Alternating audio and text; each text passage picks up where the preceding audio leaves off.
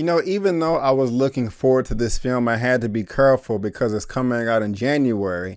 And there's an ongoing joke that this time of the year is the toilet bowl season for movies and nothing ever good comes out. Well, I can't say that about this film.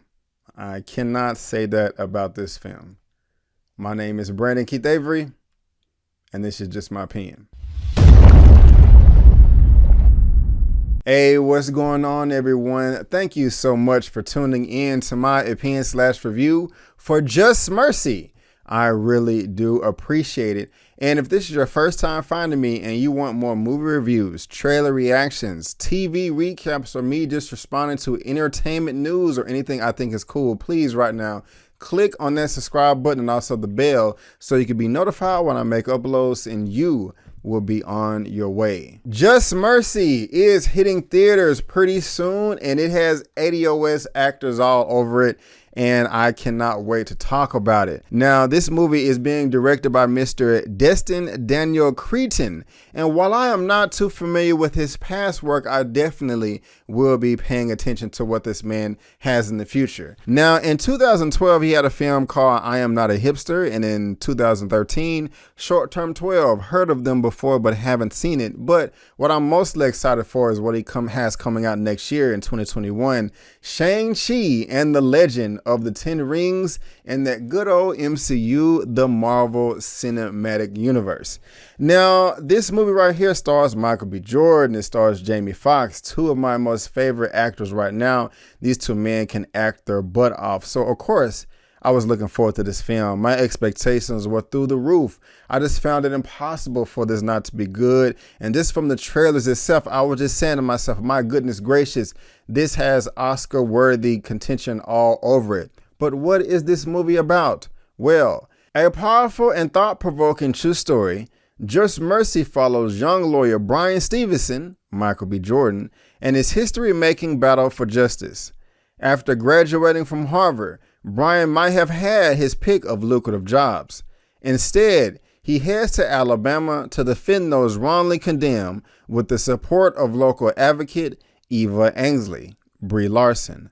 One of his first and most incendiary cases is that of Walter McMillan, Jamie Foxx, who in 1987 was sentenced to die for the notorious murder of an 18-year-old girl despite a preponderance of evidence proving his innocence and the fact that the only testimony against him came from a criminal with a motive to lie.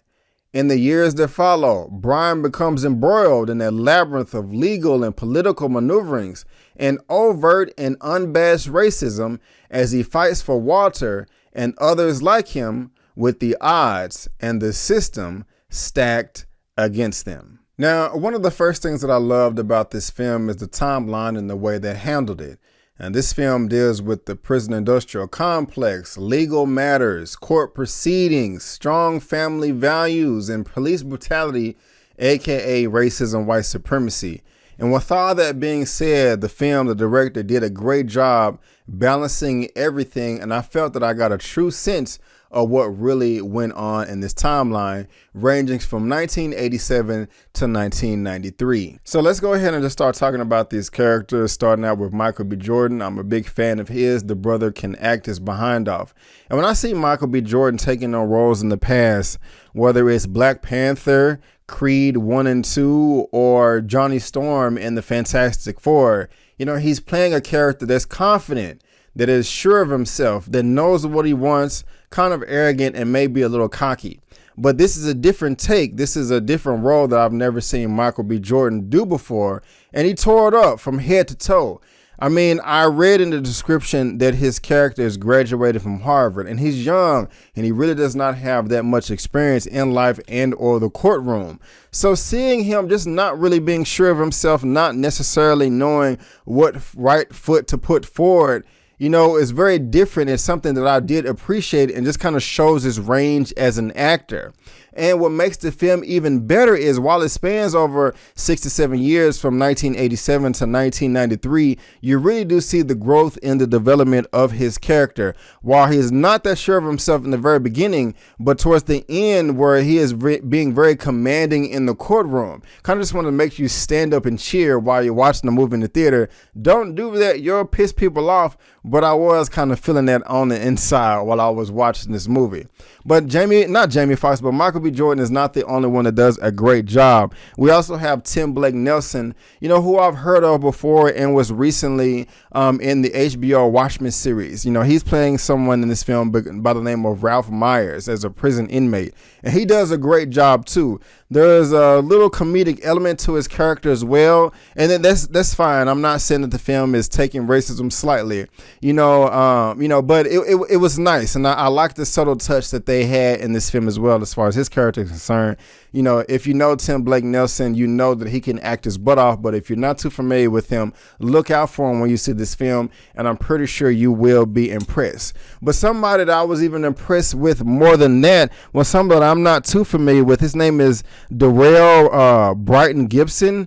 And in the film, he was playing Donnell Houston. He was also in a number of episodes of Power on Stars that came out, I think back in the season around 2014. My goodness gracious, this brother right here just completely blew it away. I mean, there are a lot of people, in the country, throughout the world, that are afraid to testify because, of reprisals and repercussions and consequences and things of that nature.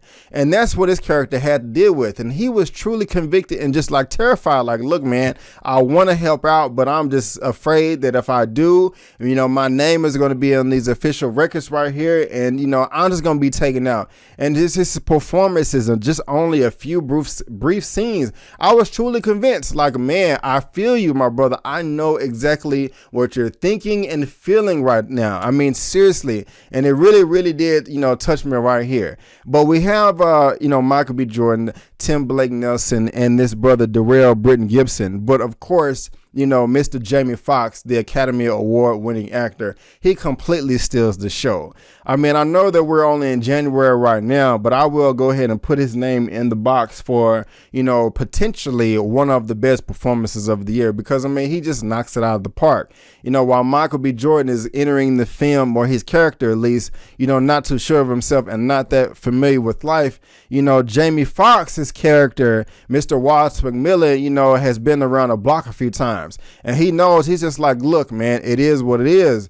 You're born in this country, especially in Alabama in the South. I mean, you are born guilty and there's nothing you can do about it. I always hear Tariq Nasheed talking about, there's the I'm white and I say so law. And that is true if you're really just paying attention.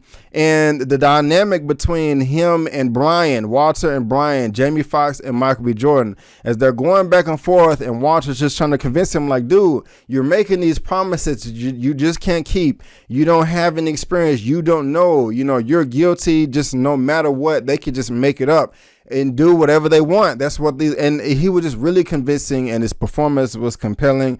And, I'm not finna sit here and say that it was the best thing I've ever seen in the world as far as acting is concerned, but it really did stand out, beyond everybody else. And it is something worth remembering. Another brother in this film that had a great performance was O'Shea Jackson Jr., Ice Cube's son. His role in this film was brief. He was another inmate, but I do love the little seasoning that he was able to add to this film as well, just with things that he had to go through. And that's just another thing that this film does a great job at, is just really giving you a true perspective, of these death row inmates and, how life is for themselves as they're counting the days until they die. Are they going to die? Do they get out? Of course, you'll just have to see the film for yourself, but it is based on a true story. But it is a story that I'm glad that was told, and I wish I knew a long time ago, and I'm a little bit embarrassed, that I did not know about it. But, you just have all these great performances. Michael B. Jordan, Jamie Foxx, Tim Blake Nelson, O'Shea Jackson Jr., and Darrell Gibson. Across the board. And let's not forget about Miss Brie Larson, because she does do her thing as well. I think she had a great accent. And while I'm kind of right now just going on about the things that I love, let me just take a break and let you know some of the things that did not, rub me the right way. Now, like I said, this is being directed by Destin Daniel Cretton. But to be honest with you, I feel like this movie was directed by two different people, with the better being on the latter half of this film. Because while the first half of this film, wasn't bad, it wasn't horrible. It was kind of dull. And I want to go ahead and give a shout out to Christian and, his lovely wife. I ran into him at the screening and we were talking about this film afterwards. And he was like, yeah, the first half kind of just felt like a Lifetime movie. And I have to give it to him. I mean, I do agree there because, you can have so many great things like great music, great direction, great acting, but sometimes they just don't go well together. Like, some people like chicken, a lot of people like jelly, and they like cinnamon as well. But those are three things that you would not combine on the plate. They just don't mix. And for some reason, the things at the very half of this movie just wasn't mixing well, to where I was not saying that it was bad or the acting was atrocious. But for example, there was one scene to where Michael B. Jordan, Bryan Stevenson went to go visit the family of Walter McMillan. And, he was just getting another family. And it just really didn't feel like acting. Or there were two other scenes between Bryan Stevenson's character and Eva Ainsley, played by Brie Larson, in the beginning, where they're going back and forth at the table trying to figure out how this case was going to take place. It didn't really feel like acting. It felt like the actors were in pre-production doing a table read, just sitting back looking at the scripts like, oh yes, and I'm going to go down to the courthouse and blah, blah, blah. And I was just kind of saying to myself, like, hey, why does it feel this way? I'm nervous. I want this film to be good, I don't want this to be average, kind of just like a run of the numbers. But, I'm luckily at the beginning of the second act, and especially the second half of the film, things did transition for the better, and the engine really did start revving up, especially when Jamie Foxx's character, Walter McMillan, started getting confidence that, they really could, do something and possibly prove his innocence and get him free. Now, of course, there is overt racism all over this film. And I don't care if you're white, red, black, yellow, or brown. It may make you, may not make you mad. It will make you mad, especially if you're black. I was sitting to a sister to my left, and we kept just like, just going, okay, because we were just getting really frustrated with, the way that, these white supremacists in these movies were just treating black people, but at the same time, what I liked about the film, as far as levity is concerned, and it is also true in real life, is how they would take a tragic moment and then a few seconds later, find a moment of enjoyment to make you smile, to make you feel better, to make you laugh. And it was very authentic. It wasn't forced or shoehorned in or anything like that. It really felt organic and flowed, seriously. And, don't get it twisted. I'm not saying that these were jokes and they were trying to make you laugh and, and they were just trying to soft shoe racism. No. They would not do that. It was just clever writing and clever storytelling that made these scenes work and had a lot of great balance in between them. I also love the Southern hospitality that was shown in this film and the strong family values and just how powerful a family can be if you just stick together and put away all the stupid crap and, all your little petty differences and things like that. And when I was watching this film and while these scenes were playing out, what came to mind, I think it was either 1996 or 1997, the movie Soul Food that, pretty much everybody has seen. The scene with Big Mama. Yeah, when all of us, or I forgot exactly what she said, but when we put our stuff together, we make his fist and we have a mighty blow or something like that. I don't remember the words. That was a long time ago. But I did get that feeling while I was watching this movie, especially, when Walter McMillan's family, was talking to Bryan Stevenson, Michael B. Jordan's character, just about who this man really was and how it is just impossible in any stretch of the imagination, that this man could be guilty of this murder, but also it just was also entertaining.